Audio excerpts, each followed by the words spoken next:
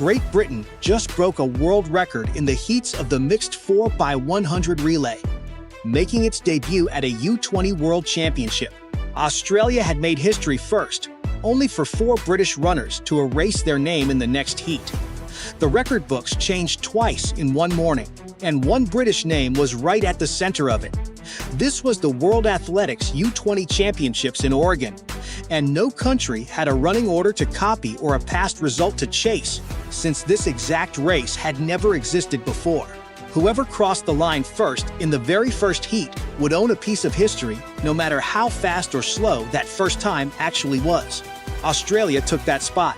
Their team of Uwezo Lubenda, Maya Tabor, Kelechi Ekwamadu, and Thubel Philip lined up in Heat 1 with nothing to chase, because there was no record yet to chase.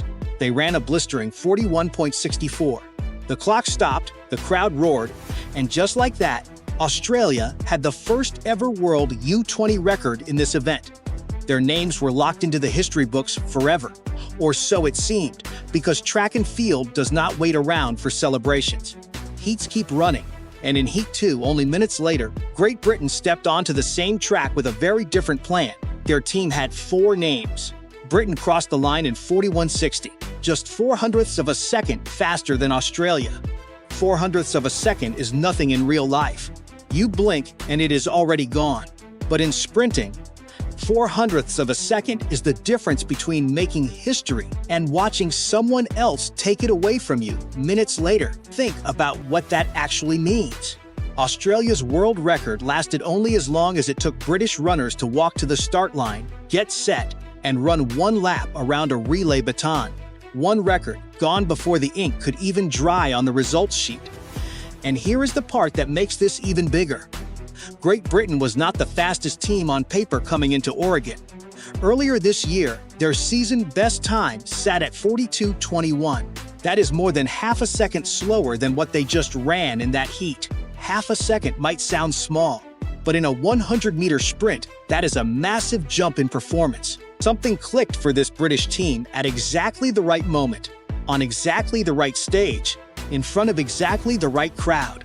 Italy came into these championships holding the fastest entry time in the world, 41.75, set back in Rome in May.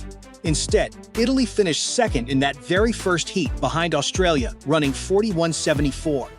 So even Italy, the team many expected to challenge hardest, could not touch what Britain produced 1 heat later.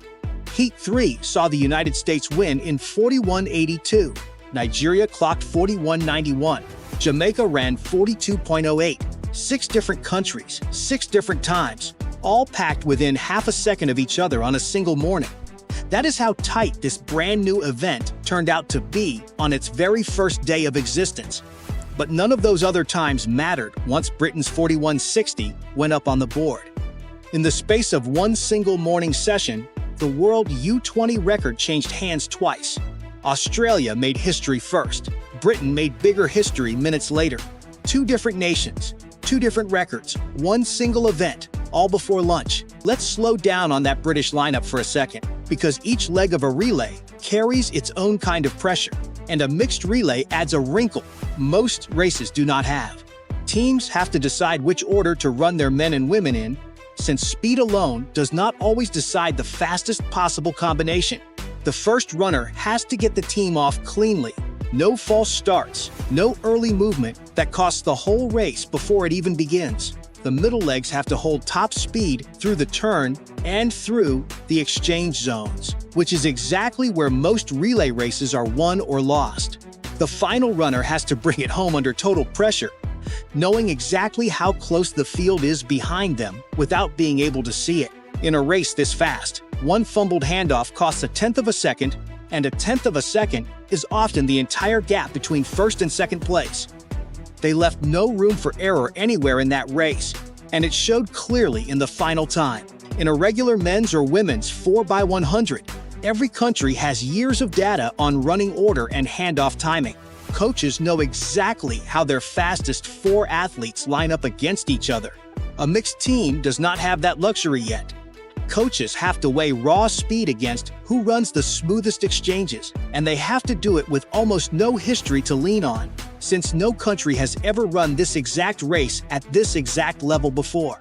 Every single team in Oregon was solving that puzzle for the first time, live, under championship pressure, with the entire sport watching.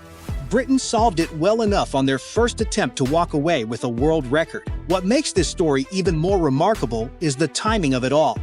Australia set the bar. Britain saw that bar go up, and instead of being intimidated by suddenly having a brand new world record standing in their way, they beat it almost immediately in the very next race. That is not luck.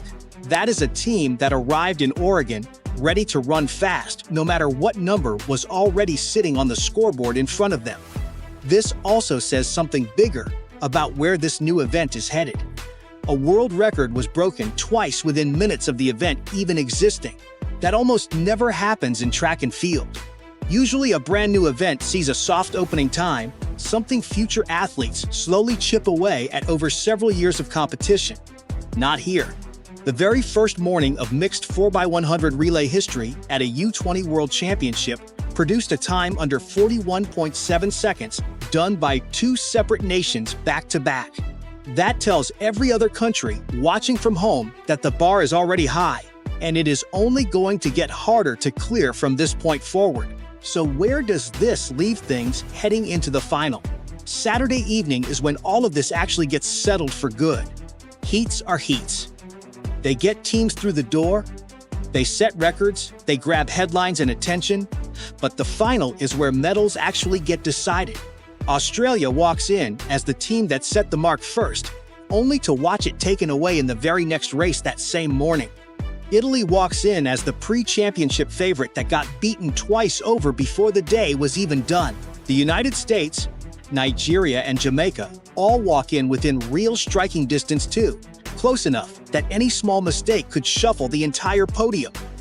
That means Saturday is not just another round on the schedule. It is a full rematch with a world record hanging in the balance. And every single one of these teams now knows exactly what time they need to beat to leave Oregon with gold. Great Britain has already proven they can produce that time under pressure once, on a stage that mattered, against a field that was not ready for it.